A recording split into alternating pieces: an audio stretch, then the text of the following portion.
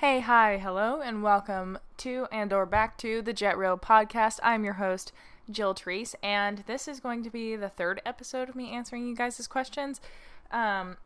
I have some things that I would like to say about that. As far as I hope that you guys are enjoying this and it's actually helpful.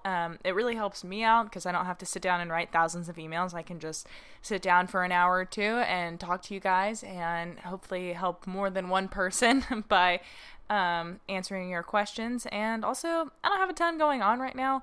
I may soon in the weeks to come, and then I'll have a topic that I want to spend the entire hour talking about. But for now, I think it is useful and wise to use my time talking to you guys and answering your questions. So without further ado, let us rock and roll into it.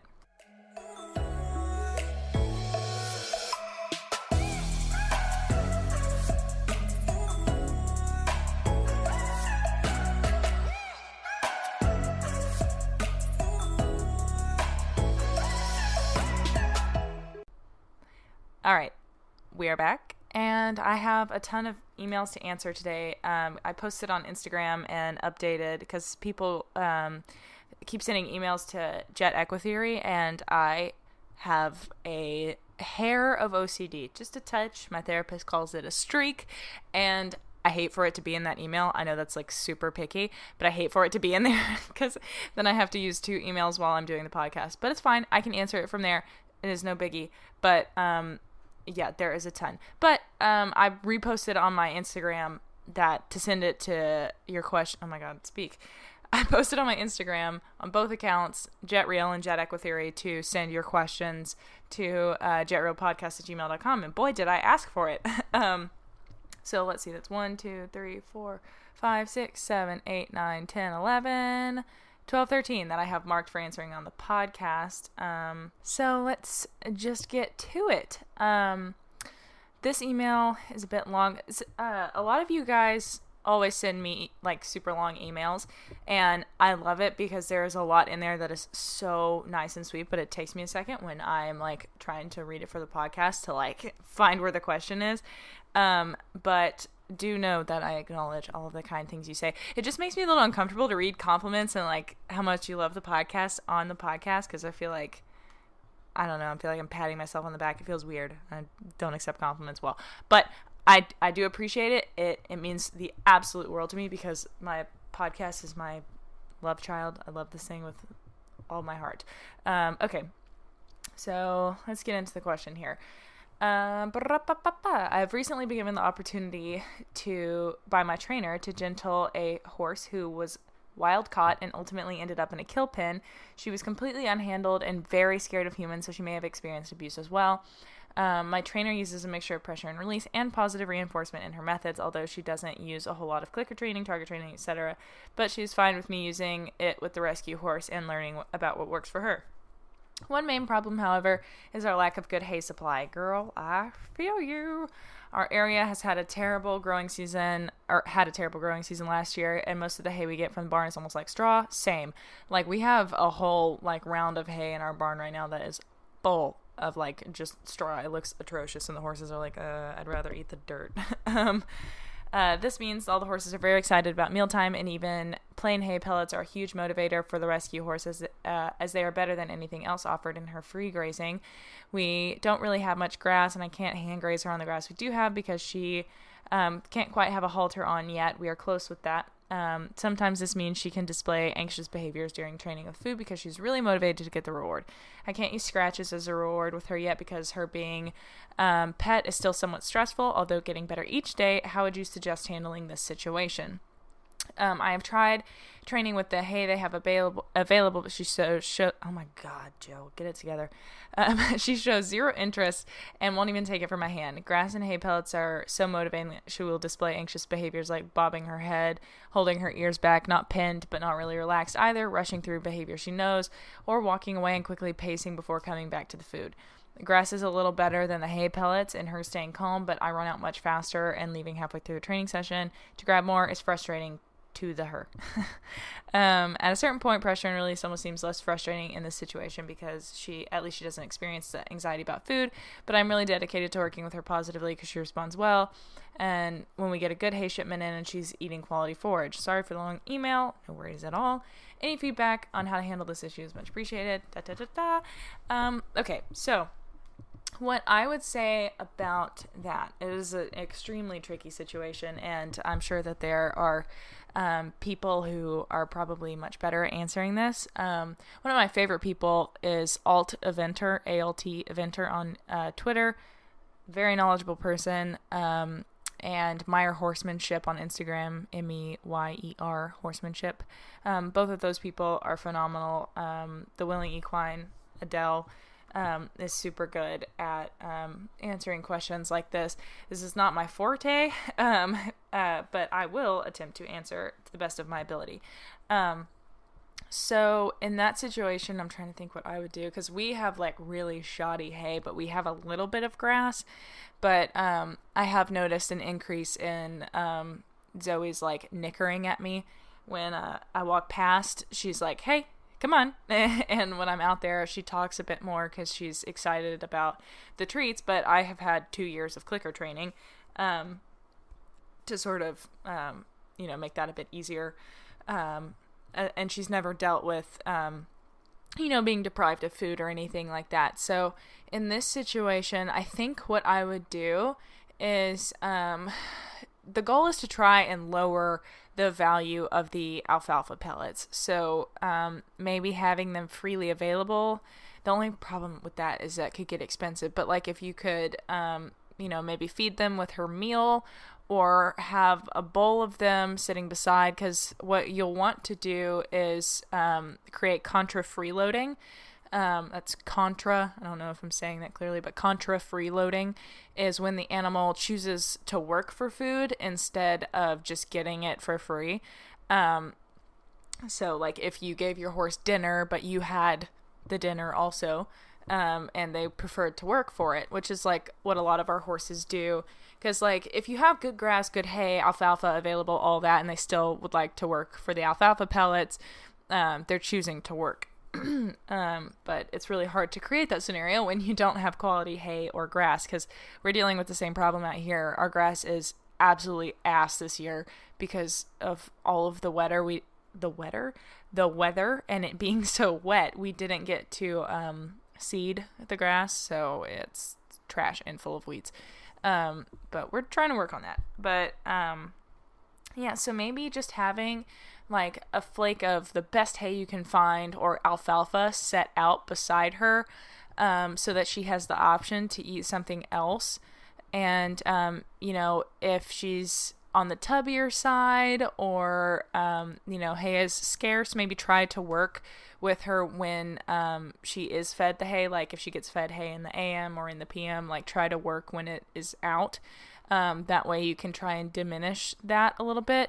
And another thing that you can do is really up your rate of reinforcement. So do stuff that she's really good at, but try and keep it like really calm. So like for now, I would probably refrain from doing a lot of like trotting behaviors or really quick movement behaviors and stick to more like head lowering or targeting or just like things she can do quickly. Another thing that I do when I notice Zoe is getting like really worked up is I kind of like cut my hand a little farther, not in a way where I'm like lowering my hand so she can't get it, because you'll probably get bitten trying to do that, but like I cut my hand so she like has to keep her nose in my hand a little bit longer and eat slower, and that way she knows my hand isn't just gonna drop out from under at any moment.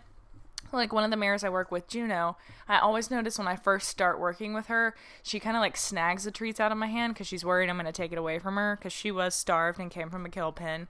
But she is so fat and happy now. But every time we start, it's the same situation where she gets kind of grabby with it. But if I keep the rate of reinforcement pretty high and so that seems to work for me a bit. Another thing you could do is work on like stuff like cueing for standing still. You could attach a word to that, and you could just like continually treat her for that. Or you could do mat work, like having her target her feet to a mat where she stands on it. And you just reward her heavily the whole time. Just things that are like really reward based, so you keep a steady stream, but also keeping in mind that she has an option to go somewhere else. I know it sounds like a big hassle, and like using negative reinforcement would be easier, but especially on a horse that's probably had a history, it would really be beneficial to them to use positive reinforcement and help gain that trust in humans, and not do it because they're afraid anymore. So yeah, it's worth it. I promise. I know it's really difficult, but it completely changed my relationship with Zoe, and it is helping so many horses that I work with just have an entirely different outlook on life. So yeah, I think I would just do your best to have hay or alfalfa or whatever you can get your hands on available to the horse, or yeah, I don't know. That's just really tricky. I don't know anything that has less value than alfalfa pellets. But it's just so tricky because alfalfa tastes better than nasty old hay. But yeah, just try some of those things and maybe that will help, hopefully. Okay, so the next message I have here is not a question, but I just wanted to update you guys.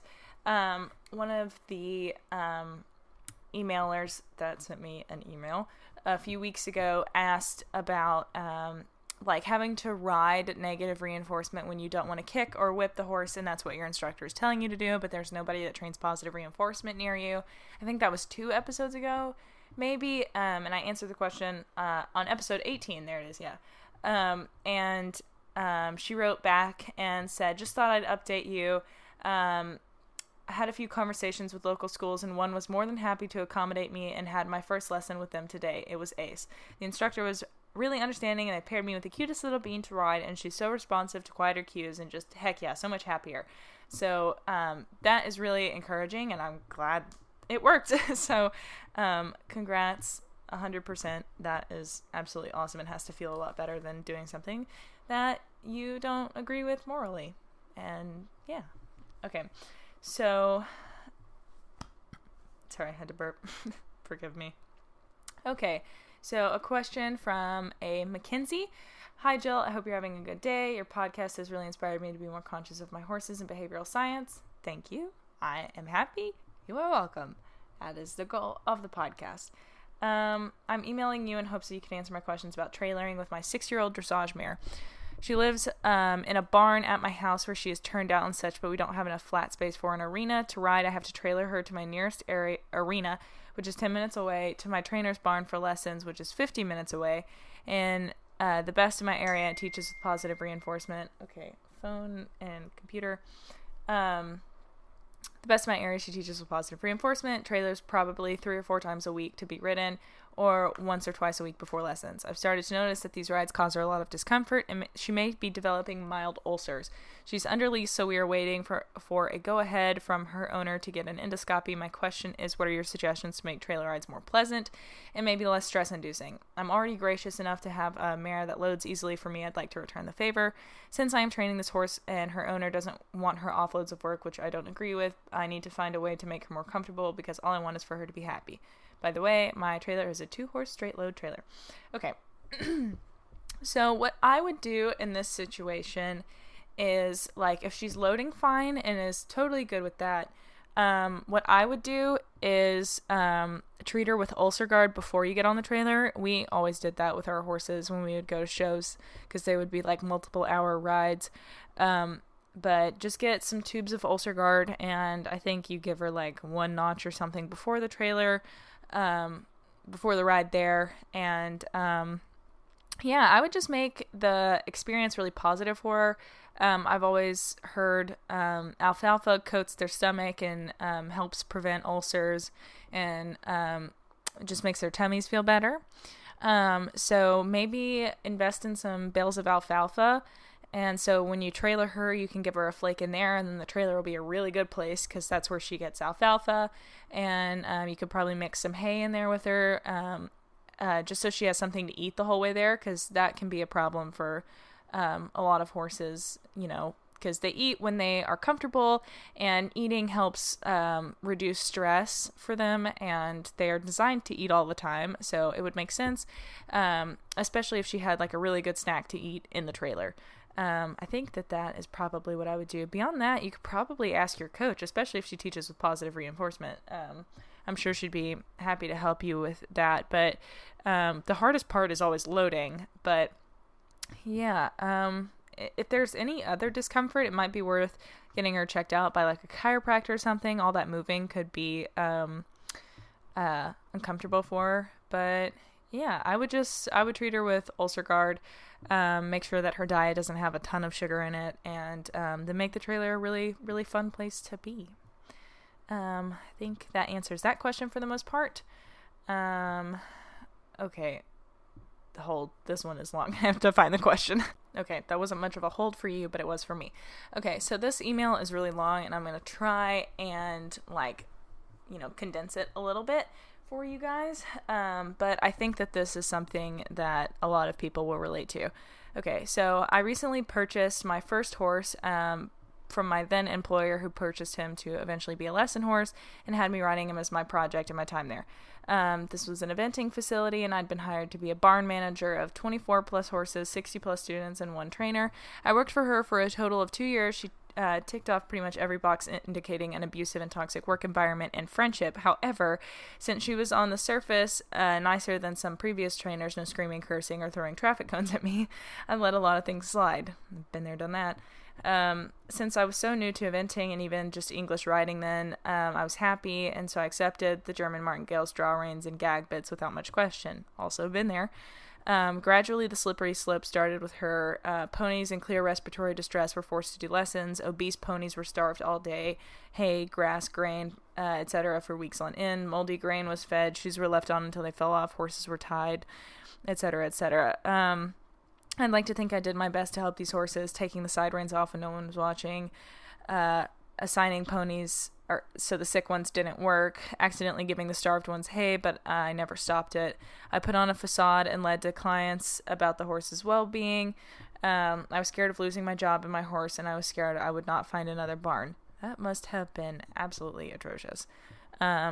She had gotten in my head and gotten me to believe that she was the pinnacle of training, and if I left, no one would respect me, hire me, teach me, whatever.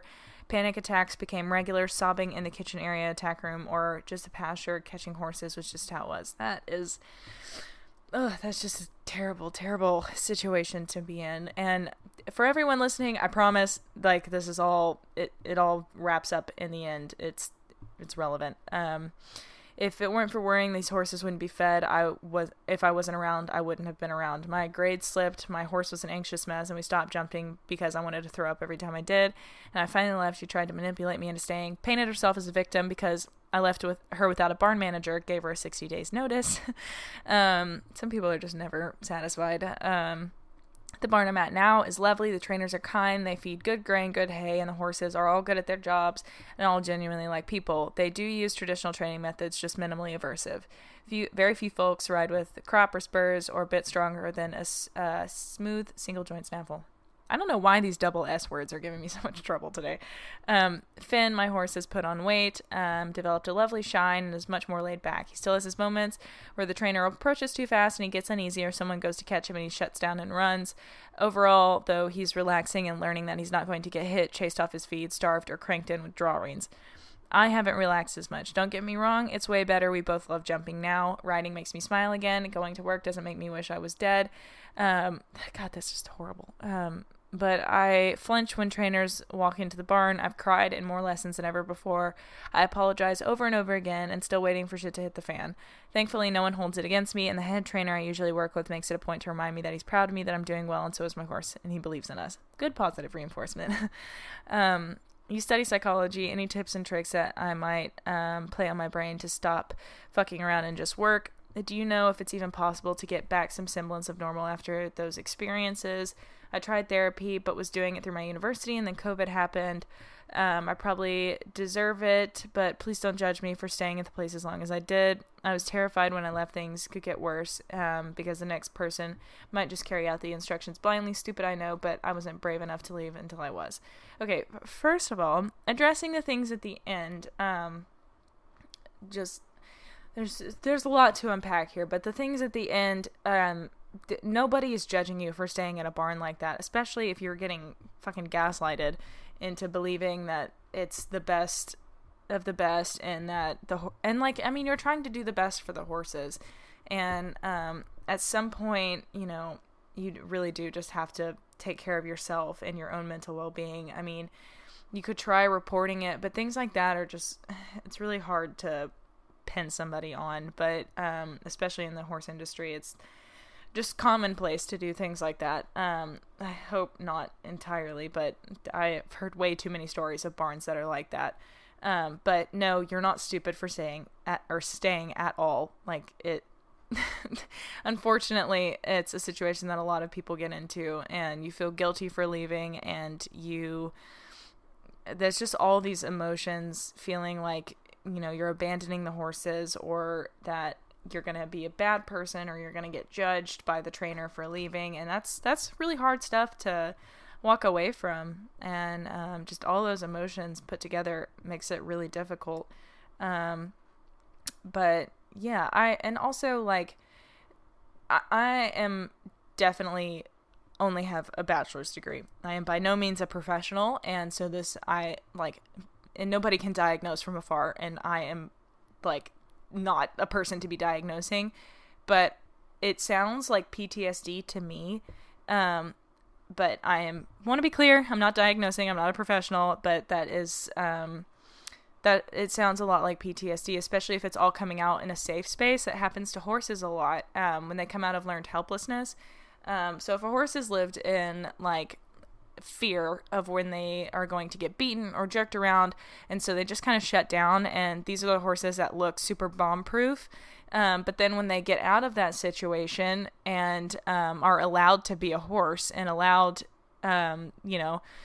I don't know, they just don't have a person that's going to reprimand them all the time, and wants to work with them peacefully. They kind of become heathens because they are coming out of that learned helplessness and finally waking up again, and then you have to reteach them that things are going to be okay. And that's what it sounds like. All of those emotions that were suppressed so you could keep doing your job are coming out because you're safe now. And you can actually think through all of that and feel all of it. It sounds like it's all resurfacing and coming out in its true form. And in a way that can be super cleansing because, maybe you weren't able to feel all of that before. But that said, it is maladaptive to be in a lesson and break down crying. And that's not a judgment statement. That's just obviously you would like to be able to get in the lesson and continue riding without having to stop because you're having a breakdown or a panic attack or what have you. So really, I know you said you tried therapy, but COVID is fucking everything up. But that is really going to be your best bet, I think, finding a therapist who specializes in trauma, because I think it's really easy, especially in our society where it's all about independence and, being able to manage on your own and being strong, and admitting weakness is not a thing that happens. It's really easy to be like, oh, something really bad has to happen for it to count as trauma, but that's not the way that I see it, and that's not the way a lot of mental health professionals see it. Anything that affected you in a big way and has left lasting effects, especially negative lasting effects, can count as trauma. And it doesn't matter if other people have it worse. If it is affecting you, it is affecting you at the end. So finding a mental health professional who is skilled and adept and trained in helping people overcome trauma is probably going to be your best bet. I think it would be really beneficial, and probably prevent you from suffering a lot of unnecessary pain. I'm just such an advocate for finding a good mental health professional, and it's really unfortunate that COVID is screwing that up, but there are some professionals that are willing to do it online and make that adjustment for now. It's not ideal, but it is still therapy and still helpful, and still somebody who is willing to listen to you and give you advice that, if used appropriately, then can make a huge difference in your life. And I think this is something that happens to a lot of us. From a lot of barns, you get kind of like talked into doing things that don't make you very comfortable, and you have to, because you're worried about the horses, or you're worried about how you're going to look. And it's super unfortunate, but it is something that it happens to a lot of people. So you're definitely not alone. And I don't think there's any one tip or trick that can just make you go back to work. But the way you put it, so you can make your brain stop fucking around and just work, I would encourage you to be a little bit kinder to yourself. Like, I know it's super frustrating to have those problems. I know it is. Anxiety, panic attacks, and like crying uncontrollably and stuff. That has all happened to me before, and it is inconvenient, embarrassing, and annoying as hell. And it sounds like you have a really good support system to help you through that, which is phenomenal and very hard to find. So you're already set up for success in that regard. But the thing that's going to make it a lot worse is shame. And every time something like that happens, if you are like, God, I'm so stupid, or I can't believe I'm acting like this, or I just want to get to work and this is so dumb, like, it's happening regardless. So my advice, and the things that I have learned in my short couple of years into mental health and my own therapy, is that shame just makes everything worse. If you can be compassionate towards yourself, and in those moments when you are feeling panicky and really awful and you feel like maybe it's unjustified, recognize that it's your body's response to trauma. And if it is trauma, it sounds like it's trauma, but I'm not a professional, so I have to make disclaimers. But it's your body's response. So sometimes you just have to air that out, and just your body hasn't been allowed to process it, and it needs to come to the surface and get aired out. And if you try to shove it down by, just being like, this is so stupid, my brain's fucked up, like, any of those things are just going to make it worse. Just accept, if you can, try to accept that this is just a part of the cycle. You have to go through the rocky seas of all the emotions that got suppressed while you were trying to hang on to something, and it has to come out, and it's like cleansing. I'm not being super eloquent tonight. I really apologize, but just let your body do its cleansing. Things like this happen for a reason, and it's not abnormal, and you're not weird or anything like that. It's your body's response to what has happened to you in the past, and it's afraid it's going to happen again. And it's a survival mechanism that's built into all of us. If something horrific has happened before, or something that, we felt was threatening to us, and we're worried it's going to happen again, then it's going to brace for impact. So just be a little bit more compassionate if you can, and just recognize it's normal, it's okay, and it's your body's way of trying to cope. And, a mental health professional will be so much better at giving you advice and coping strategies and things to work on to help this stop happening. I think, university professionals are great, but they're not always like specialized. And if you can, I know insurance and payment is tricky, but if you have access and you are able, I would try finding a professional that is adept at trauma. I listen a lot to the Psychology in Seattle podcast, and he always talks about how difficult it is to treat trauma. I don't know, because I've never tried before, but I would strongly advise finding somebody who is specialized in it, because others, they have the potential to do more harm than good if they don't know what the hell they're talking about. So not to scare, but, everybody's good at something. You can't be good at everything. So I would recommend finding somebody who is really skilled in trauma that can help you work through these so that you can really just enjoy riding and enjoy your horse again.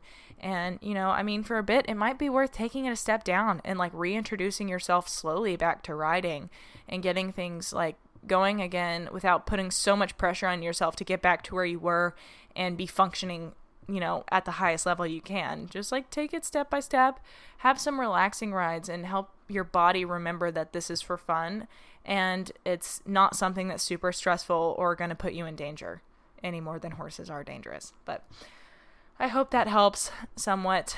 I think I answered that the best I can, but I really encourage therapy always.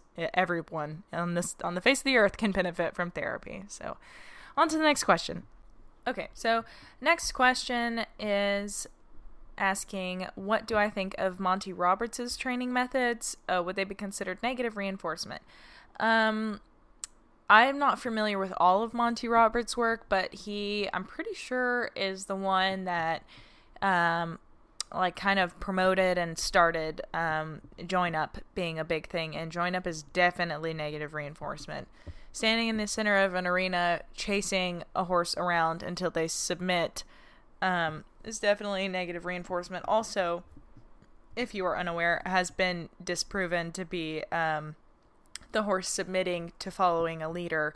But beyond that, would you really want your horse to submit and follow you as a leader because you scared it to death by chasing it around an arena? Like, and don't even get me wrong, like, you can scroll on my YouTube channel and find me doing Join Up, like, in several different videos. I did it. I bought into the whole thing. I definitely did.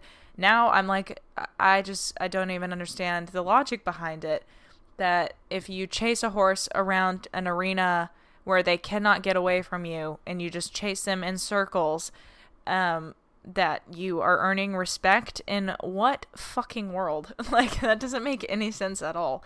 And that's not how horses gain respect from one another either. Also, we're not horses. You cannot communicate on the same level that horses can. And that is what Join Up is trying to model, I guess, or replicate, is that you're being the lead mare. But really what's happening, because you can do it with a chicken, you can do it with a remote control car, or you could do it with a human.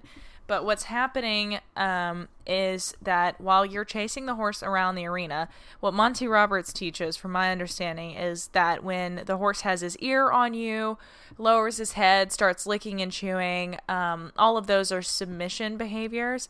And that means you should take the pressure off. But what's happening is you're rewarding the horse, or the rewarding I use loosely. You're releasing the pressure, which is negatively reinforcing that behavior. So if the horse is not have his ear on you, not licking and chewing, not lowering his head, he gets chased. But when he starts doing those behaviors, the pressure comes off, and then he's like, oh, okay, those are the behaviors that I need to keep doing. He does more of them, and eventually turns in to face the owner because of the cues that they're giving them. Not because the horse is submitting, but because they're looking for a way to reduce the pressure. And it's all negative reinforcement, and it does not buy you respect from the horse. It is earned, not taken. And chasing a horse and scaring it is taking whatever you want to call that. It's definitely not respect. It's fear. So... I'm sure Mr. Roberts means well, but that is, frankly, an archaic method and has been disproven. So that is my opinion on that. Okay. So on to the next question. I was wondering how you can get a nervous horse on a trailer using positive reinforcement. My horse has been sitting in a paddock for 4 years after racing, and his old owner had forgotten about him. The first few times I tried to get him out of the paddock, he would run away, but now he happily walks from the very end of the paddock up to me. Great. Good on ya. I purchased him a few months ago, and he is doing well now, jumping 85-centimeter courses, but he is very nervous when being on the trailer, and when it moves, he freaks out. So yeah, I was just wondering how you would deal with that. He also has the habit of kicking out, but it's not mean or anything like that. Okay, I'm going to address the trailering first, then I'll keep reading. So earlier I talked about how to make the trailer like a really pleasant place. So what you might do, because it sounds like the problem is when the horse is on the trailer, which is similar to the first question I answered. But in getting the horse on the trailer, there's a really good book called Humane Science-Based Horse Training by Elise Muckensturm. what is the other part of her last name? I don't know. It's on Amazon. Just look up the book name. It's Humane Science-Based Horse Training. She has a whole section. I think she even has YouTube videos called Fair Horsemanship, where she talks about how to get a horse to load that are super helpful. Essentially, it's just successive approximation. It takes a lot of time, and you need to start before you're trying to take the horse somewhere. So start like a month out of teaching the horse that it is a good place. Nothing bad is going to happen. You're not going to get beaten onto it and make it a scary place. Just that each step towards it is good. And then when they get on, very good. And you can back them on. You can load, unload, load, unload, load, unload. Make it a really good experience. But being on the trailer, you might have to like just take it for like, you know, move it a little bit, reward him, like have somebody in the truck and you in the trailer if you can, like if there's a partition, and you can reward him, or you can stand outside and feed him through the window. And you probably need a really high value reinforcement, like a treat that he really, really likes, that you don't use all the time. And do it that way, you know, just move the trailer like a foot and then reward him, and then gradually increase the distance, maybe drive around the property, and then gradually increase the length of the rides. Okay, on to the next part of the email. He has a habit of kicking out, but he's not being mean or anything like that. He usually kicks out straight out the back with one leg rather than both legs are to the side. He does this quite a lot, and is also when he's eating his dinner, but he doesn't do it when he's grazing or riding. So I was just wondering what you think of this as well. Okay, so with that, I mean, it depends. That's not a ton of information. If he's only doing it when he's eating dinner, it's probably just like a defense thing, warning other horses not to come near him. He's probably had to fight for his food or been shoved off his food before. So yeah, I mean, that's probably not something that like I would really worry about unless you have other horses in close proximity. Like if they can get fed further apart, that's probably not a bad idea, just to decrease his anxiety. You know, if possible, he might start upping his meals so he doesn't just get like 2 meals a day. Maybe he gets really high quality forage and like a ration balancer or something like that, or breakfast, lunch, and dinner, so that he's not feeling like it's so rare that he has to fight for it. But yeah, if he's kicking out like in the cross ties or something, like when you're brushing him, that is cause for concern, because he could be ulceric, or he could have a problem with wherever you're brushing, but you didn't say any of that in the email, so I'm not going to go into it. Also, how would you prevent horses from getting very pushy with treats, because my horse tries to walk into me to get treats as well as his dinner? I've heard something where you teach the horse to move their head away from you and then reward them, but I'm just not sure how to teach that. Sorry for the long message, but I would appreciate it if you get back to me. No worries, my dear. I have an entire video on my Instagram, a whole series of videos on how to get started. I will email that to you, but for those of you listening, if you would like to teach that head away behavior, it is very helpful, because what happens most often, and I'm sure those of you that have been following me for a while, I sound like a broken record and I feel like one, but not everybody has heard. But if you reward a horse when they are on top of you, or when they're walking into you, or when their head is in your space, you're teaching them that that's how they ask for treats, and that is the space that they're going to get it in. Horses are naturally foragers, so they're going to have their nose sniffing for food. It's natural, but it can get dangerous, and that is where people think that horses will start biting, and it's just not the case. It's because of a history of reinforcement that they do that, and their natural tendencies. But if you only ever reward the horse when their head is away from you, then they never get in your space, and then you don't get bitten, because the horse knows that if their nose is in your space, they're not going to get rewarded. It's when their nose is out of the space. But if you want to watch the video on how I teach that, I have an entire playlist on my YouTube. Just go to JETEquiTheory on YouTube, and then click on playlists, and then click on positive reinforcement training. It's positive R training. The first video is my video, and then that entire playlist, it also has the trailering videos that I talked about earlier, but it has all these different ways to teach that, and other behaviors, all that good stuff. So that should be really helpful for things like that and getting started. I also think I might have a blog post about that on JETEquiTheory.com. But yeah, okay. Next email. Hi, my name is Lily. You probably don't remember me, but you get loads of emails. I'm the girl that asked you to read my other email in the Jill ADHD voice. I do remember that email. It's very cute. Question is, my horse doesn't find scratches rewarding, so I can't reward with that. And you're probably like, but Lily, you can use alfalfa pellets. No, I can't. I asked my aunt if she feeds them, and she said no. So I asked, can I buy a bag, as I want to use them for this thing I want to do with Diana, which is her horse. She's like, no, you can overdose. And I'm like, I did my research, aka me telling her, so that it's hard to give them too many. And she tells me that I shouldn't, because Diana can't have them, as you won't be able to get on her. She will be hyper. You could say I'm not very experienced, so that's why she said that.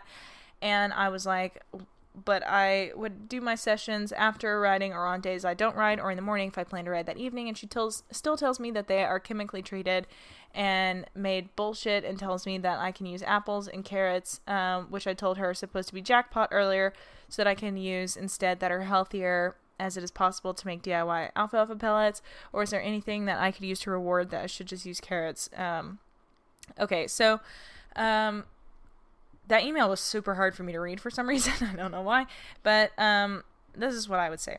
I would say that it's really difficult if she's not allowing you to use the alfalfa pellets. But the problem is that apples and carrots are really high in sugar, and are actually what would end up potentially making the horse hyper, or giving them ulcers, or upsetting their stomachs, because horses aren't supposed to eat a lot of sugar, and alfalfa pellets are lower in sugar. So it is like, it sounds like she's got it a little bit backwards. But I can assure you that alfalfa pellets do not make horses hot, or hyper, because that's what I feed all of my horses. Alfalfa pellets actually, like I said earlier, with alfalfa flakes, it helps coat their stomach and calm them, and prevent ulcers and things of that nature. At least from my understanding. I mean, I could be wrong, but I'm pretty sure I'm not, because my horses, everyone that I work with, is very calm and relaxed, and the training is specifically to make the horses calmer, at least in mine. But I would invest some more time in doing some research, and maybe putting together like a writing or something where you've done research and you have sources where you can talk about it a little bit more. Yeah, just like, that's really frustrating, because that's not, especially if you were willing to buy it, that's just so difficult. I hate situations like this, because there doesn't seem to be a right answer. I mean, if any of you guys have ideas out there, you can send them to me and I'll forward them to her.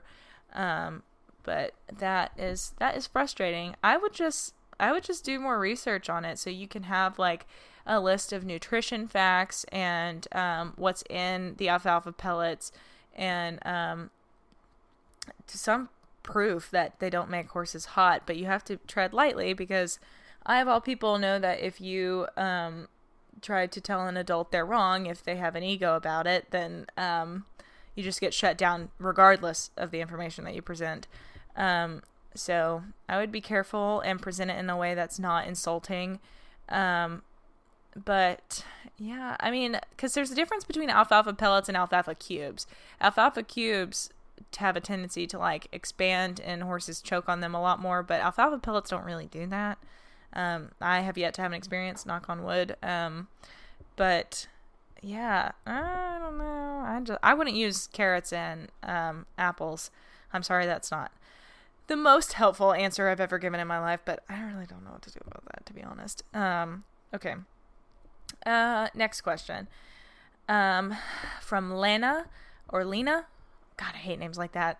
It's a pretty name, regardless of which direction it goes, but I don't know how to pronounce it. It's either Lena or Lena. Lena. Anyway, okay. I've been doing positive reinforcement with my gelding for 8 months. He loves it, and we still do negative reinforcement with riding and such, but groundwork and fun stuff is with positive reinforcement. which is what a lot of people do, and that's totally fine. He used to be the worst beggar I knew because I unknowingly reinforced his begging, like we just talked about.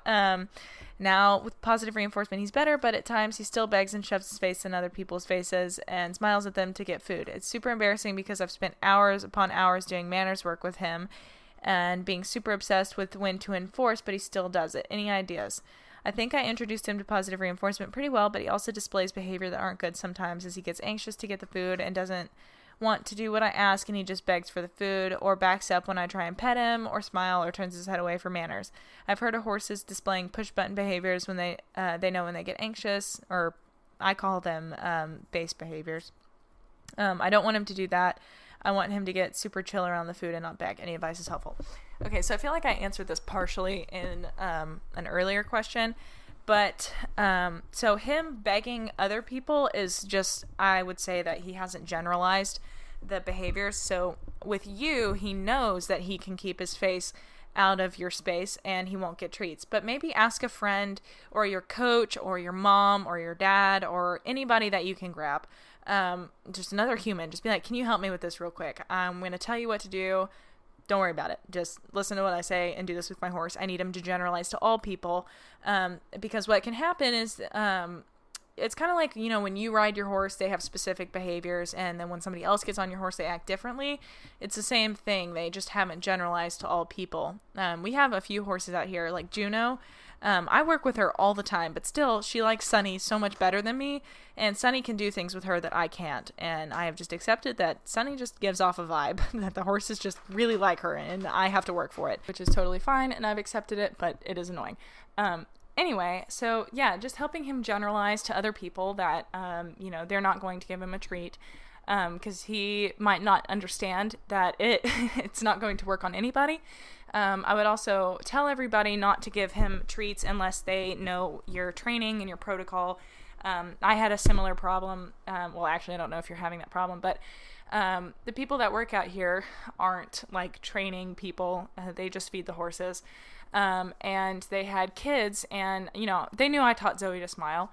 And they thought it was cute, and I look out my window one day, and they're just cueing her incessantly, just cueing her to smile, cueing her to smile, cueing her to smile, and I was like, and they weren't treating her, and I was like, and I tried explaining to them not to do that, and that she needed to be treated every time, so then they just started rewarding her, and I was like, oh my god, and finally I had to have my boss, Sunny, talk to them and be like, that is the equivalent to riding her horse, that is her training, and, so I really appreciated that she backed me on that, but it is. I mean, it's not the exact same as riding the horse, but when you're riding, you're training. When you're around a horse, you are training them every single second, whether you know it or not, whether you know how to influence behavior with positive or negative reinforcement, you are using it at all times. And so just them doing that was very frustrating. So I understand that it's really annoying, but try not to be embarrassed because, I mean, it's a horse. He has his own mind. He's exploring things and he doesn't know any better. So don't be embarrassed. Because, I mean, the same thing happens to me.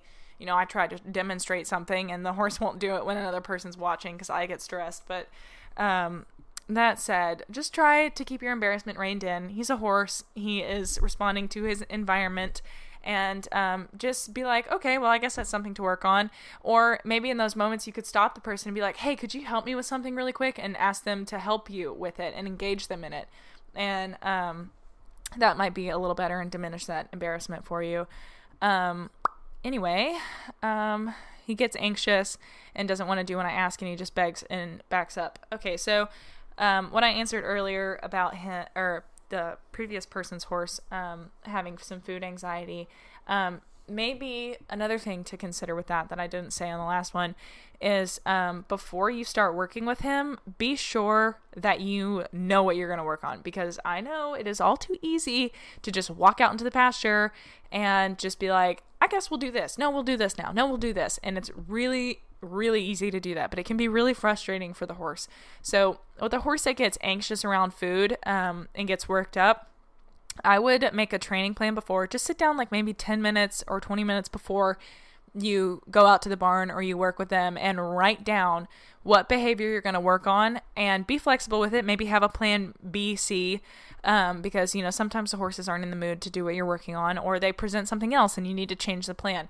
But break it down, because sometimes we ask for too much and you expect the end behavior, because what we're taught in negative reinforcement is to get the end behavior and then release.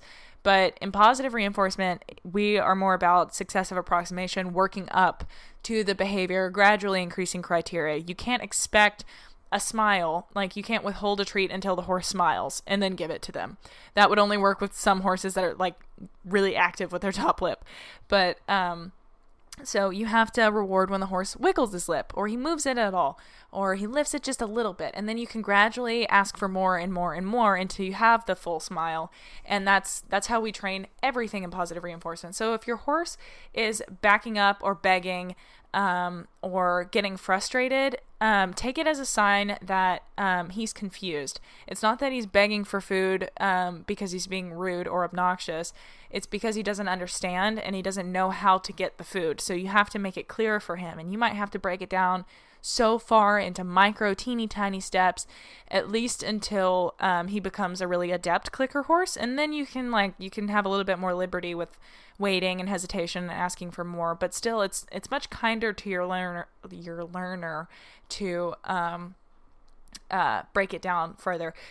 For people that are struggling with horses with food anxiety and how to break down behaviors, you should really pull up on YouTube clicker training people, like the videos where they do sessions where people try to clicker train each other, or grab a friend if you have one. If you're like me, you don't have one, but grab a friend and try to train them to do something, and have them try to train you to do something, and see how confusing it is if they ask for really big steps at the beginning.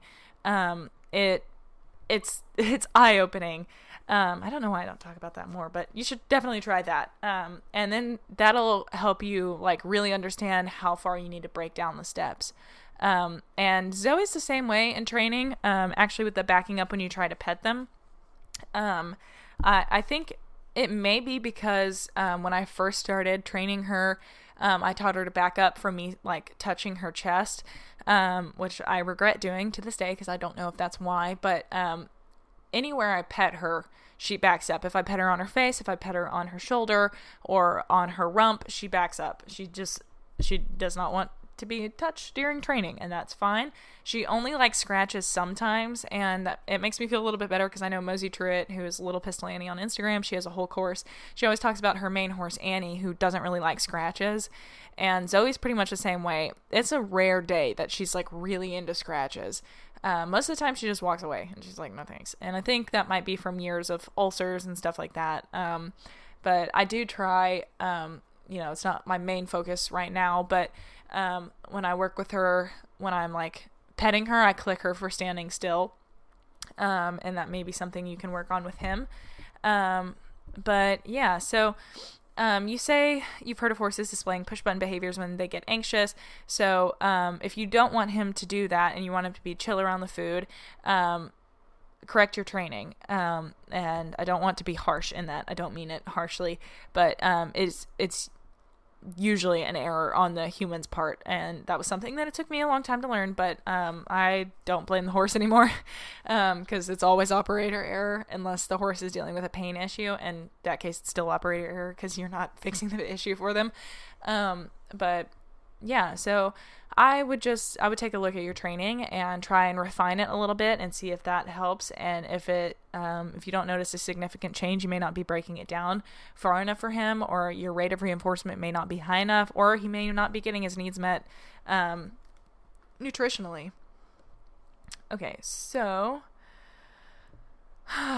next email.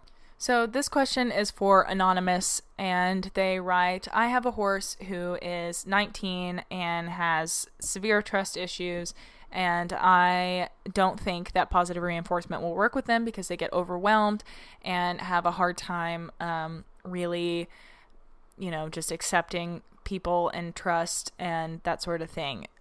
So to that, I would say positive reinforcement definitely works on all horses, and saying that it doesn't is like, present me with some science. That is not scientifically based. That is anecdotally based from people who don't want to use positive reinforcement, which is fine. You are allowed to use it, but do not use facts. There are things in this world that I have no idea how to train, but I know you can train it with positive reinforcement. I know you can train it with negative reinforcement, because that's how we all learn. We all learn through reinforcement. I mean, obviously with humans, and there are some other things at play, and if you're not a behaviorist, there are different influences, but to some extent we all learn with reinforcement. And that would be like saying that all horses can't learn from negative reinforcement, and people would scoff at that. They would say that's not true. You can teach anything through negative reinforcement. And that's true, but there is some emotional fallout that comes with that with some horses. Some horses are totally fine with it, or some horses are slightly off-put by it, but horses like my mare Zoe and like Juno, who was like horribly abused, it doesn't work. You cannot do it. And I would never sit on, like, Juno especially. I would never sit on her trained with negative reinforcement, because a horse that is trained in fear will not protect you, but a horse that trusts you and has faith in your relationship and knows that you won't harm them is much safer. But yeah, it's like, what fact backs that doesn't, that blows my mind. Anyway, all animals can be trained with positive reinforcement. You can train tigers to back up to a fence and take a shot. You can train gorillas to hold out their arms to take shots. You can train dolphins to jump through hoops, which, by the way, you can't touch dolphins, like, to train them. You can't lead them with ropes and whips. Good luck. They'll swim lower. And like, it doesn't work. You have to train them with positive reinforcement. I mean, I guess you don't, but like, it seems a lot more efficient to me. And efficient, get it? Because they're fish. LOL. Sorry about that one. But you can literally train any animal, predator, prey, it doesn't matter. You can train them all with positive reinforcement. Horses are not excluded. It doesn't matter how old they are. It doesn't matter what baggage they have. You can train them. The conventional wisdom that you can't teach an old dog new tricks is just insulting to the animal's intelligence. You can absolutely teach an old dog new tricks if you know how to train it. But it frustrates me, and I'm sorry if I'm being a little bit candid tonight. But I don't have the patience for it anymore. I really don't. It takes one whole Google to find out that positive reinforcement is the primary training method for dog training and for zookeeping with much more ferocious animals than horses. Thank you very much. And there are endless studies done on positive reinforcement. Like, it works. You can train the same behaviors you can train with negative reinforcement, and some that you can't. So, it's just not having science-based information, either that or not wanting to use it, which is fine. Admit that you don't want to use it. Like, that's what bothers me, is that people use that argument, and I'm not hating on you, emailer. Just it's a sensitive issue for me, I guess. Apparently, I'm learning that right now. It's frustrating because all the science is there, and you can still choose to use negative reinforcement. Hell yeah, let's do it. But like, don't say that positive reinforcement doesn't work, because the science will prove you wrong very quickly. So yeah, and I mean, like, I get it. Like, if you don't want to teach your horse, don't do it. Like, nobody's holding your head underwater. But also saying that a horse, like, gets overwhelmed and can't understand new cues is insulting to the horse's intelligence and your intelligence. Because if you put your mind to it and learned how to train it, the horse can absolutely learn it. There is no limit on learning. Just like, you don't hit 12 and stop learning. You learn for your entire life. Horses learn for their entire lives. I mean, look at like race horses. They come off the track and do entirely different new careers. And the same thing can happen. There have been thousands of cow ponies or trail ponies that have gotten turned into jumpers and vice versa. Like, it doesn't matter how old the horse is. The horse can still learn. It might be a little bit more difficult because they have a lot of life experience. And if they've been abused in the past, you may have some more things to overcome. But like with Juno is a severe abuse case. Like, that horse was severely mishandled. But that doesn't mean that she can't learn and that we shouldn't try because it might take a little more time. That's really frustrating and defeatist to me to think that, like you just shouldn't help a horse out because they're a bit older. Sorry, that's irritating, and I probably was a bit too harsh on that, but it's frustrating for me, so deal with it. Okay, next question from Nina. I volunteered at a therapeutic riding center where there are about 15 horses. One of the mares, who is about 25 years old, is labeled the moody mare. When the students, especially taller or larger students, ride her, and a volunteer is walking next to her, she is prone to nipping, only with her lips. The trainer owner isn't against positive reinforcement, but isn't for it either. How would you go about correcting this? So I don't know how large this horse is, but generally there's like 20% rule. But most horses and riders are fine in that category. I only say that because you mentioned taller or potentially heavier students. And I want to preface, I am not against heavy riders in any way, shape, or form. That is not what I'm saying. But if you're riding a 12-hand pony and or maybe I should go smaller. I don't know. I've ridden a 12-hand pony and I'm 5'8", and I felt very wrong about that. But if you're significantly heavier than the horse, maybe get a bigger horse. But I don't like to ride ponies, and I'm 5'8". But yeah, this is a touchy topic, but I'm not in any way advocating that heavier riders shouldn't be riding. But I don't know how big this horse is. If she's 25 years old, I'm sure she doesn't have the best top line in the world. There's potential that there could be kissing spine. That's a little bit fresh on my mind. Or her saddle doesn't fit, and maybe having a larger student or a taller student, not like a small child, it could be exacerbating that issue. So I would recommend having a saddle fitter out, or a chiropractor, or getting her back x-rayed.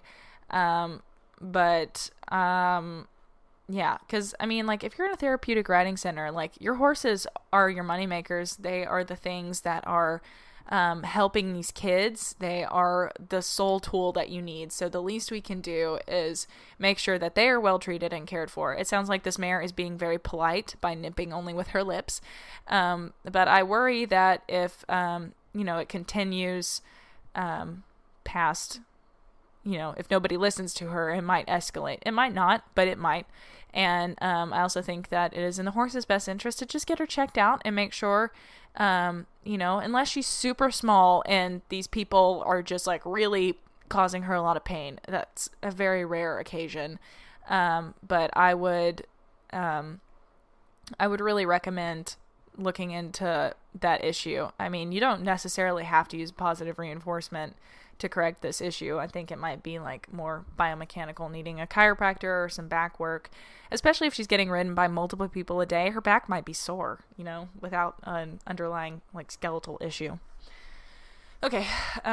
Next question. How do you know when a horse is in distress or pain? Also, how do you teach a new horse to lunge? My horse won't do it, and it's a lot easier. It shows to lunge rather than walk around when she gets anxious. Okay, so how do you know when a horse is in pain or distress? I would recommend buying the book called Language, Signs, and Calming Signals of Horses by Raquel Dreisma. Good luck spelling that. It took me a while to learn. But just on Amazon, Language, Signs, and Calming Signals of Horses will be your best friend for learning how to read horses' expressions. It's scientific. She used the scientific method, did a study, many, many horses, and wrote down her results and explains everything. The book is a bit dry, but it's very educational, and it taught me a bunch of new things. I've been working with horses for over a decade. But the short answer, regardless of me answering this question, I would highly recommend reading that book if you're asking. It will change your life with your horse, I promise, if you learn how to read them. But horses are in pain is typically ear pinning, eyes looking worried, when their brow is raised, and what we call triangle eyes. or maybe their nose is pulled back and scrunched, tail swishing, flinching, like if you brush their back, you might see all of that together. When I used to brush Zoe, she would pin her ears, pull her nostrils back, sometimes bare her teeth or nip at me, and she would swish her tail and stamp around, just very clearly uncomfortable. Other indications that horses may be in pain is bucking, rearing, bolting, moving away when you go to mount them, like when you lead them up to the mounting block, if they walk away. Other things, what else do horses do when they're in pain? Limping. But yeah, like just the subtle ones, I assume, is what you're asking about. And as far as distress goes, usually high-headed, really wide eyes, or that worried triangle eye, alert ears, dancing around, high tail. I don't know what other kinds of distress. I'm thinking about like stressed out. Sometimes some of the more subtle things is like, if you're hand walking them and they're like grabbing grass really fast. A lot of people are like, oh, well, you can't be that stressed because you're eating. But no, it's actually, that they're trying to calm themselves down, and grazing and eating, helps calm them down, and it's their natural behavior. So they do it, but they do it hurriedly, where they're like really grabbing at the grass and eating really quickly. They're not relaxed. They're stressed. Other things, if they stand with a foot cocked, and at alert, obviously context is important. Like if their head's down and their eyes are closed and their foot's cocked, they're probably not stressed. But yeah, okay. Teaching a new horse to lunge. Horse won't do it, and it's a lot easier to lunge at shows, than walk her around when she gets anxious. Okay, well, this question is difficult for me to answer because, you're like the underlying idea here is to wear her out so she stops being anxious, rather than addressing the anxiety. It's more of addressing a symptom. So I would encourage you to work on decreasing her stress and anxiety rather than trying to tire her out. I understand that she might need to get out, while you're at a show and not be stuck in a stall the whole time. Some shows offer round pens that you can put them in, but obviously not all do. But I would just encourage you to take her for really long walks. I know it can be difficult because Zoe was like that too. She was really difficult to walk at shows. But if you can bear, like maybe pop a podcast in and walk them around for a few hours, not, just let them settle and relax and see everything. Not to wear them out, but just to let them like get out and stretch their legs and start to relax, because, being in a stall can, God, say, one more time, can build up a lot of energy and perpetuate that anxiety. And if you can just get them out, they will eventually settle. But and maybe take a buddy. Like if they have a buddy that they trailered with, or if you meet somebody, just be like, hey, could you walk your horse around with me? I just want mine to kind of settle, and I think it would help if she had a buddy. And just stuff like that. I wouldn't really encourage like lunging. I think I might have a video up on my YouTube on how to lunge if you really want to do that. There are a lot of people that do, but I don't really prescribe to teaching negative reinforcement things on this podcast, as I'm more about positive reinforcement, and the way that you're going to do it would likely be with negative reinforcement. There are ways to do it with positive reinforcement, but I don't really want to speak on that at the moment, as I have not yet mastered that. It's something that I'm working on with Zoe right now, but I don't want to really talk on it until I have it figured out. But anyway, I hope that helps. I think that's it for that email. I think we have 2 more. Let's see if we can burn through these. Okay. You guys never fail to, there have been 3 that are like, you can say my name or you can't. And I will respect it, I promise. Okay. I've had my mare for only a short amount of time, 6 months, and we've come a long way, but seem to be having something holding us back. At our barn, there is a back door at the back of the arena where the jumps are. I got my mare for the intention of her being my jumper, so we try to work a lot back there. However, from day one, she's had a fear of the back door. Don't get me wrong, her and I have come a long way. The first time I rode her back there, she got me off twice and spooked at it approximately 7 times before I decided to work her away from it. I don't just want to ignore and not work it by it anymore. Do you have any tips? Absolutely. I know Alexandra Kurland, who is like clicker trainer with horses founder. She's the one that like really perpetuated it in the horse world, I think. She has a book that talks about the backdoor itis. I forget which one it is, and when I email you I might tell you, but if I can figure it out. But yeah, she has a book on it, and I'm sure she has podcast episodes on it. Her podcast is EquiTheory. I think it's only really available on like Apple Podcasts. I could be wrong, but I know it's available on their website, which is EquiTheory, and you can check that out. But yeah, essentially what I would do if you ever have the arena to yourself or the barn, I would turn her loose or have her on the ground with you at a lead rope, and you can use a target stick, teach her to target.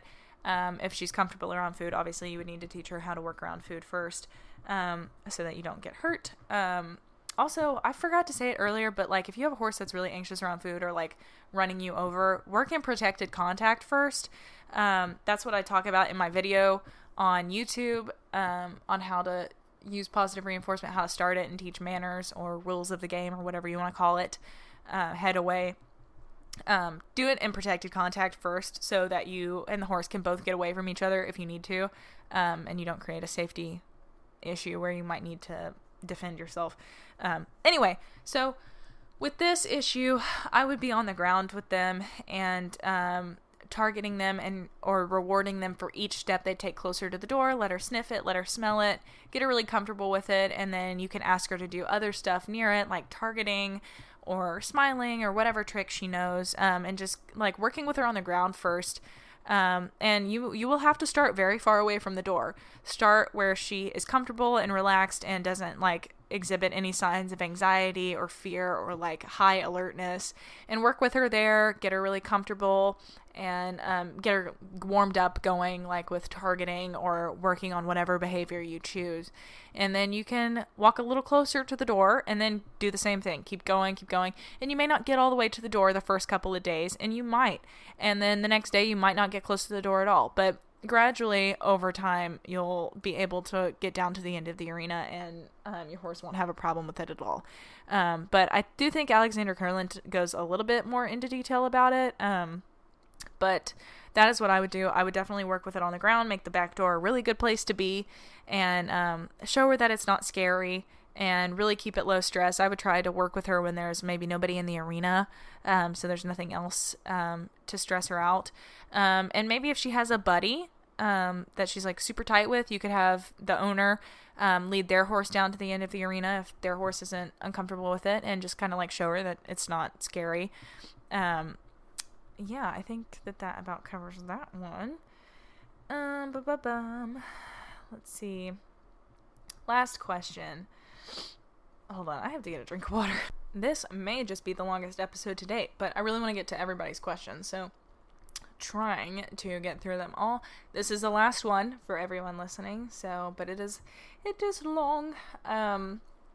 Okay, so I'm just gonna read it to you all. So I listened to your last episode of, or to your episode 3 podcast where you talk about religion and how you felt about it. Season 2, episode 3 to be specific. I want to say that I enjoyed listening to you talk about it and exploring your deepest thoughts and insecurities. Found it very empowering. You're welcome. That was not a fun podcast to make. Second, I want to say that I'm very sorry you had to go through all that. It's A-okay. We have recovered.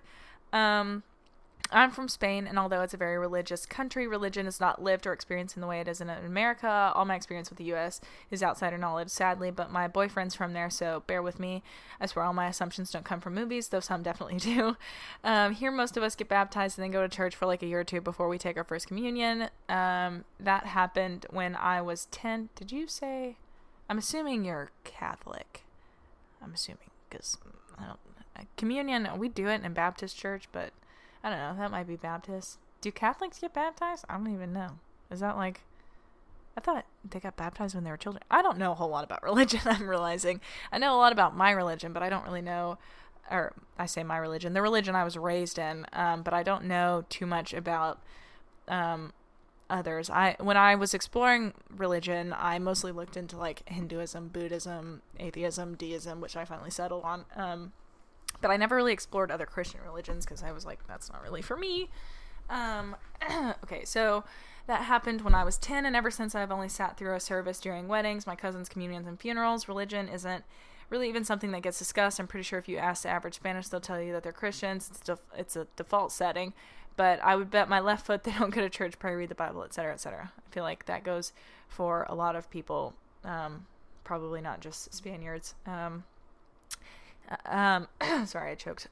Ask them general Christians trivia, and they most likely don't know about it. Found many parents pray at night. Like 2 years ago, I'm 26, and this was a bit like, wait, what? So what do you exactly do for me? Oh, wait, what? Okay, whatever.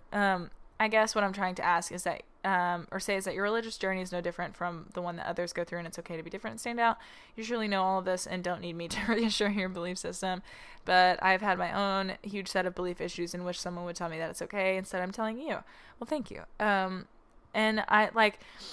I get, because I want to preface, because this email does sound a bit dodgy, no offense, emailer, but it sounds a bit attacking of Christian religions and like tearing down people who don't necessarily follow, their religion to the T.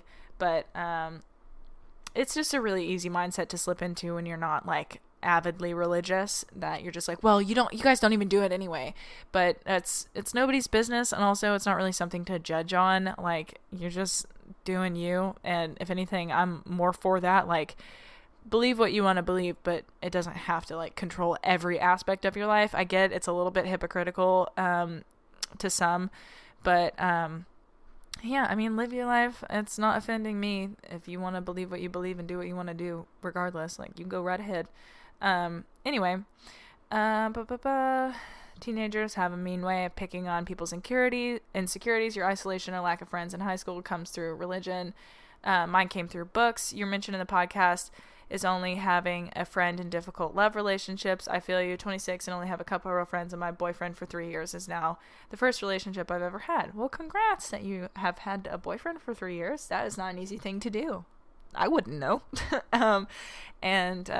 Yeah, at least you have a couple real friends. My one and only friend, okay, sorry, that was loud. My one and only friend here that it took me a full year to make. Like, I finally found somebody that I get along with, and she's moving 2 hours away, so it's pretty lit. But now it's just me and my boss and the ponies.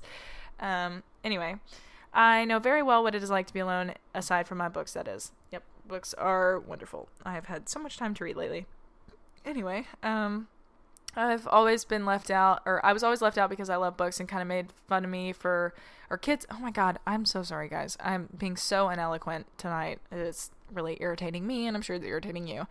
I love books, and kids made fun of me because I loved reading so much. I got picked on all the time. However, I think I reached my lowest in April last year. Ever since, I've had the biggest life crisis I can recall. It almost feels like the life has been drained out of me. I have people around me that love me and still feel like I'm trapped in this huge black hole, and I don't really know how to get out of. I relate as somebody who experiences depression. It is not a fun thing to be in that mindset. It sucks. When people see me sad, they tell me, all they tell me is to be jolly and do stuff, but I don't have the will or strength to do things I love. You, however, have something I envy. You have your dog. Not anymore. She doesn't live with me. Your horse, your kittens, all of those sources of love that I'm sure can hold you through rough times in ways someone's words wouldn't. I'm going to stop here and answer a little bit. Okay, so I understand that life is difficult when you've got all of these things that make you feel like you're an outsider. But I want to say that reading and being interested in educating yourself and exploring other worlds through words is nothing to be ashamed of. And kids bullying you in the past is just kids being kids. kids don't like to read, it's cool to be like, oh, I haven't read a book since I was in 6th grade.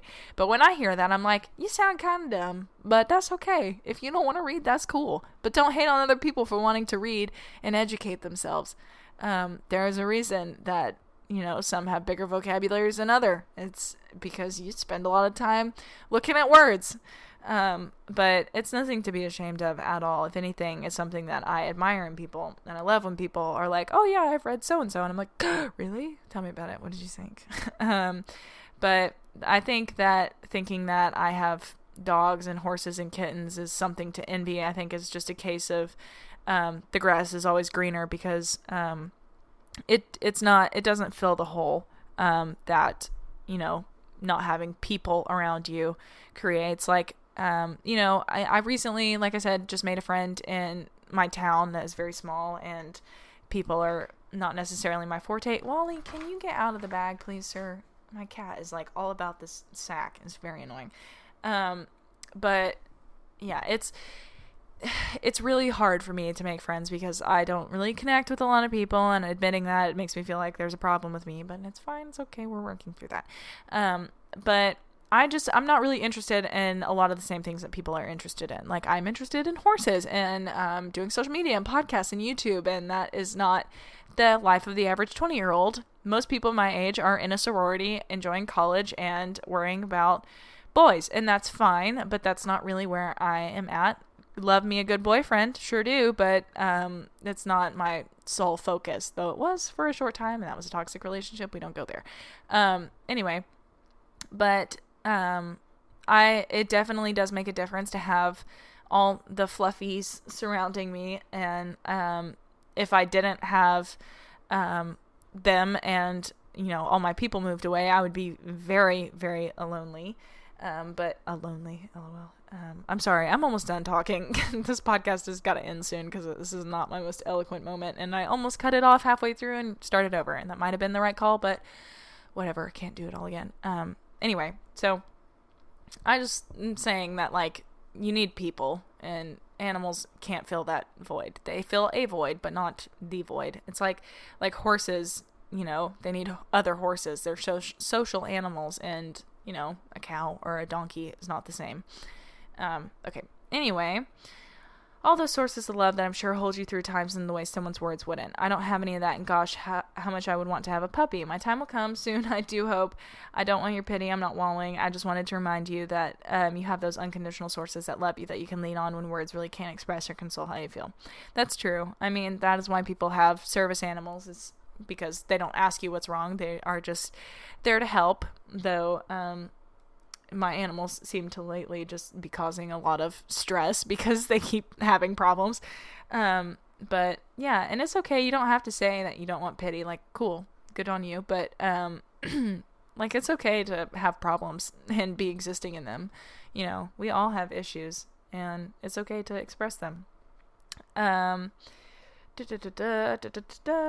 Trying to find a question in here. My last point, I got a question that if you decide you don't want to answer, I've written a short essay here. Okay. Apologies to everyone who did not find that the first half of this email entertaining. But I always find other people's experiences interesting, so might as well. And I feel like you can get some good things out of it anyway. Had a question for you. If you don't want to answer, fair enough. I've written an essay. No, all of my emails are essays. I'm 26. I've loved horses all my life. I've been obsessed with them for longer than I can remember, but I've never learned to ride them because my parents couldn't afford them, and my dad thought it was stupid and useless. Last week, as I try to pull myself out of this dark space I've been in for the best part of a year, I decided I'm going to take riding lessons over the summer. Yay, that's so exciting. Here's my question. Am I too late? Do you have any advice? Oh my God, no, girl. 26? Are you kidding? No, absolutely not too late.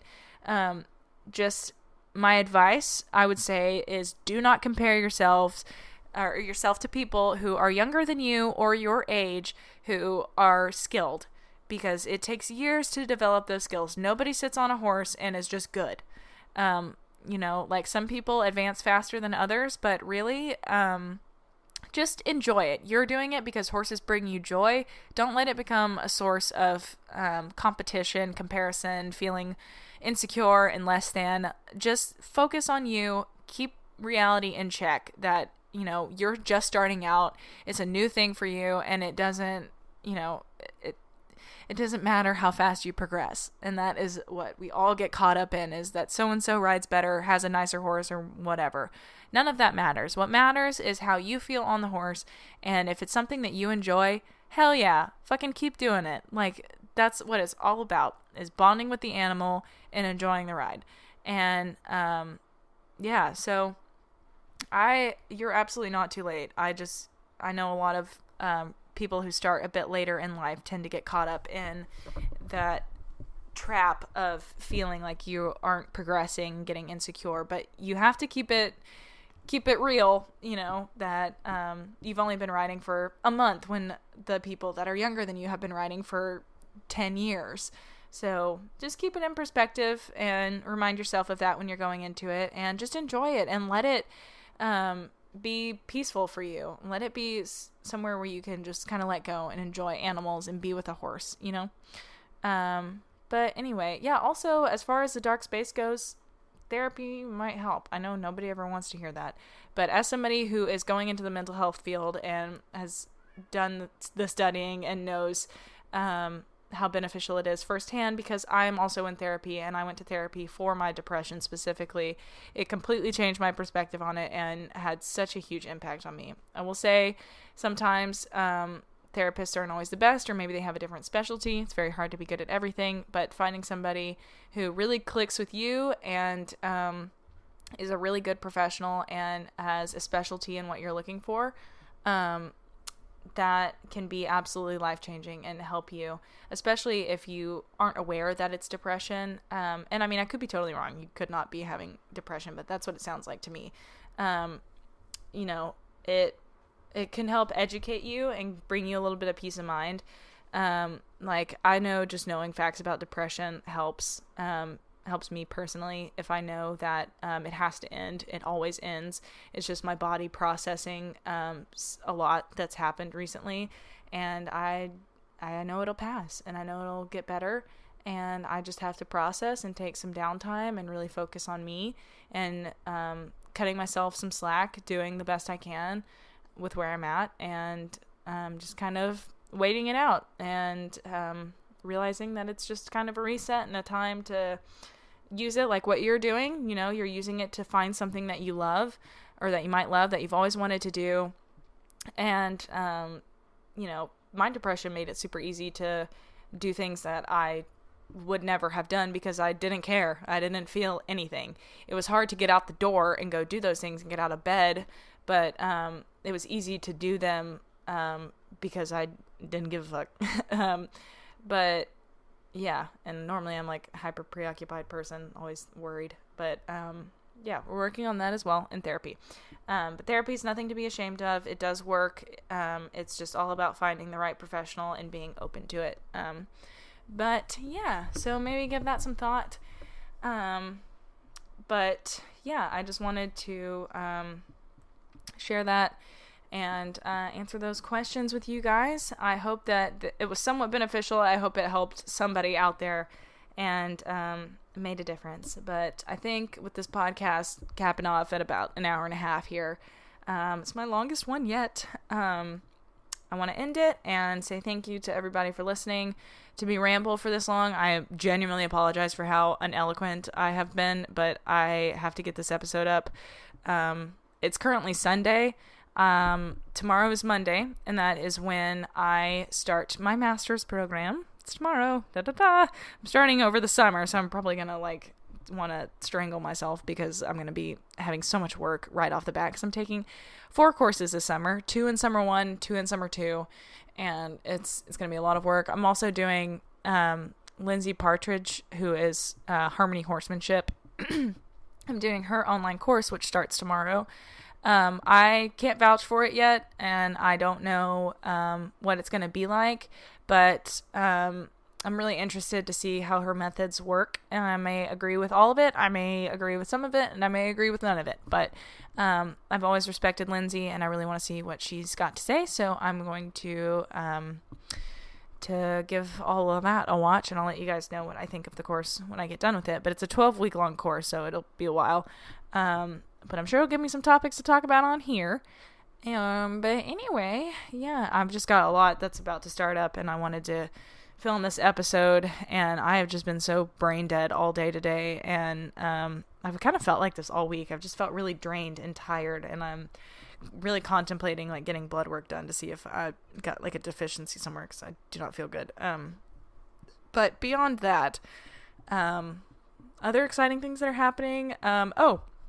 Tomorrow we're also going to go pick up a mare and a 5-month-old filly that Sunny acquired. I don't exactly remember the story, but I'm pretty sure the guy just like couldn't afford them anymore or didn't want them or something. I don't really remember what happened, but Sunny's taking them, and it's a 5-month-old filly that is full-blood thoroughbred, and I think Sunny's gonna let her be a racehorse, which is obviously not what I want to happen, but I don't have a say in everything. But yeah, I'm gonna get to work with her because she's completely unhandled, so it's all me. It's all me for real.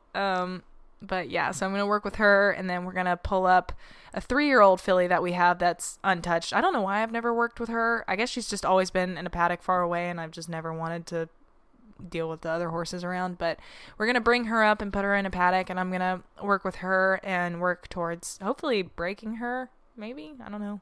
Or I guess getting her saddle broke. I don't know. I don't like saying breaking. Saddle trained. Working on that. It's going to be my job. I don't know if I'm actually going to do the breaking because I've never done that before, and it kind of scares the shit out of me, but we'll see. And that would be kind of a fun thing to talk about, but I don't know if I'm good enough. But yeah, there's that. Also, she has a huge phobia of needles, so that's also going to be something that I'm going to have to work through, because heaven forbid she needs an injection, antibiotics, anesthetic, or anything, like need to assist. But we're going to move her up top, and I'm going to work with her. Her name is Lexi, which is not my favorite name for a horse. That sounds way too human to me. But I don't know. I'll work with her. Maybe I can talk Sunny into renaming her. I don't know. I just don't like super people names on horses. And I know that sounds weird because my horse's name is Zoe, and that's a people name, but it's also very animal namey. Anyway, so I think that's all the things that are happening. Zoe and I are just doing some kiss and spine rehab. But yeah, I think that about caps off everything that I've got going on. And now we are at 1 hour and 31 minutes. Oh my God. I'm going to wrap it up. If you have any questions that you would like me to answer on the podcast, please email me at jetreelpodcast@gmail.com, and I will answer your questions. Please let me know if you want me to use your name in the podcast, and if you want me to answer your question on the podcast. If you email that email, I'm going to assume you want me to answer it on the podcast. So if you don't want me to answer it, then please let me know. If you don't say that you want me to mention your name, I will keep it anonymous, but otherwise I would like to say names so I can separate out the questions easier. But be sure to follow the podcast on Instagram at JetReelPodcast. There's also a Facebook page. You can follow me and my horses and everybody that I always talk about on the podcast at JETEquiTheory on Instagram, YouTube, Facebook, and Twitter. And beyond that, I will catch you guys next Tuesday. Thank you so much for listening.